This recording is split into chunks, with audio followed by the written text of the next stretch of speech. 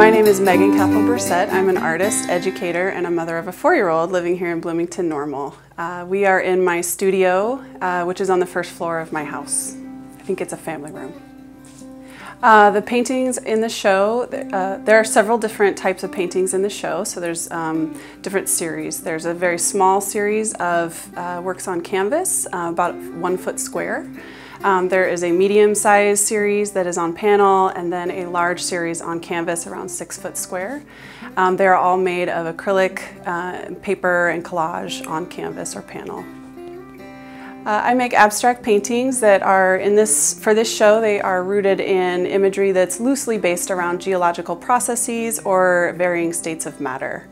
I'm also thinking about how the paintings relate to one's interior experience, so basic emotional, cognitive, or psychological experiences. So in the paintings for this show, I've sort of pulled back on color a bit. And I think, before I was using colors in very outspoken ways, and part of the reason I did that was to think about the idea of deception. Like, if you're using crazy, wild colors, you are delighting the person that's looking at them, but you're also deceiving them. And so those were very important to my work, but they also had psychological content. In this case, I've pulled back on color a little bit to do more specific things related to structure, form, movement, and relationships, or at least provide a way to focus on that more. So color still serves a purpose, and it still is a way to move viewers around the work. But I am interested in the kinds of relationships and processes that these paintings suggest, and also the perceptual actions and responses that they provoke. The work to me, in many ways, is about grappling with very different spaces. So trying to sort of resolve interior, cognitive, emotional, psychological space while simultaneously existing out in the physical world, dealing with people or digital space, things like that. The name of the show is Traverse, and for me, I feel like that active perception that I'm asking my viewers to have is a way to traverse the paintings themselves. So I'm thinking about movement, I'm thinking about relationships.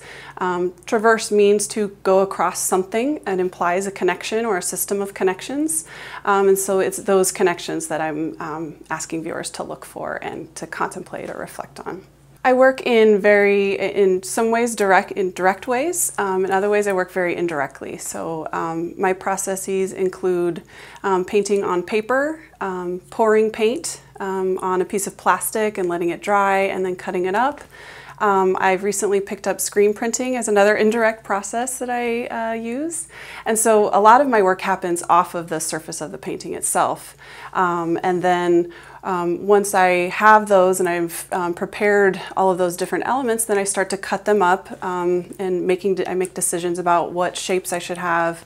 I also make decisions beforehand about what kind of colors, of course, and values are going to go on there. So I think value is a big part of my work. So for the works in this show, I want the viewer to step back. I want them to become aware of emotional or psychological responses to the work, but I want it to be in sort of an indirect way, kind of the way that mindfulness works, right? You are experiencing something and then you step back and you notice that experience. And so that's sort of an analogy that I'm thinking about when I create the work.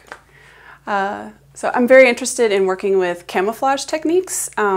Camouflage techniques come out of things like World War I. They were using something called razzle-dazzle to conceal warships at sea or to throw off where the front end and back end of them were.